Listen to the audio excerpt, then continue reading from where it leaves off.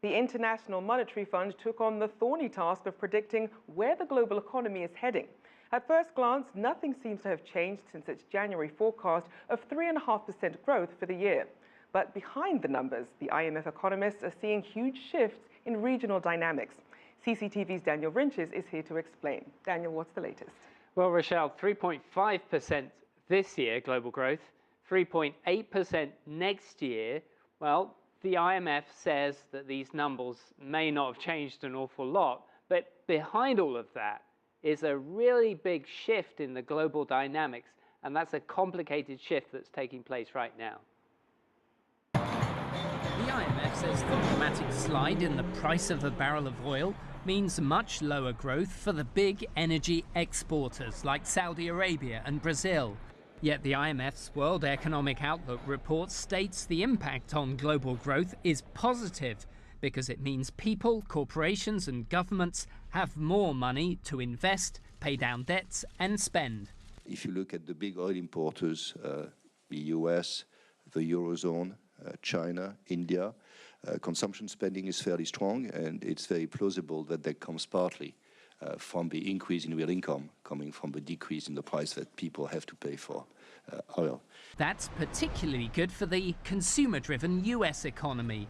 But the IMF says the strong US dollar hurts US and Chinese export competitiveness, slightly blunting the still strong growth picture for both nations. By contrast, the currencies of the Eurozone and Japan have weakened, and that's actually helping to reignite their economies through exports. Though for Russia, the weakness of the ruble is not enough to offset the impact of international sanctions and the low oil price, because the IMF says that economy is not diversified enough. We think that the business climate is not good. We think that the price of oil has major adverse effects, so this is why we're forecasting a recession. Overall, the IMF says its category of advanced economies is expected to improve, while the emerging and developing categories are somewhat weaker than previously forecast in January. Those economies still represent about 3/4 of global growth and will continue to play a preeminent role in raising living standards worldwide. Rochelle? So, Daniel, what's the overall takeaway here? Is this largely a positive or a negative outlook for the global economy? Well, if I sat here and tried to sum it up in a few sound bites, I could not do that. But let's try anyway. First of all, the oil price. It's easy to see the winners and losers there.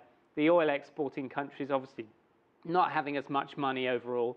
But then most countries that import oil are going to benefit consumers, corporations, and governments. They have more money in their pocket. That's why the IMF thinks it could be a benefit of up to 1% of global growth. But when it comes to currencies, that is a tricky issue, as you know, because in the case of the Eurozone, because the Eurozone's been struggling, for example, the fact that the Euro's gone down so much in value is actually helping them to recover because they can export with more profit for cheaper and compete much harder against the US dollar, for example. So it depends on what country you are.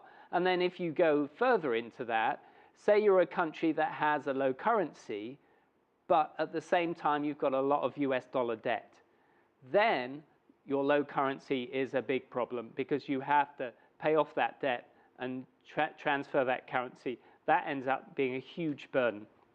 So there are winners and losers, but as we begin to normalize out of this period where we are still recovering from this enormous hangover of the global financial crisis, and by no means is that over, as we begin to normalize, we begin to see this complex picture build up and things become normal, but much more complicated for us to dissect in one or two sound bites. Back to you. Well, thank you, Daniel, for giving us that look behind the numbers.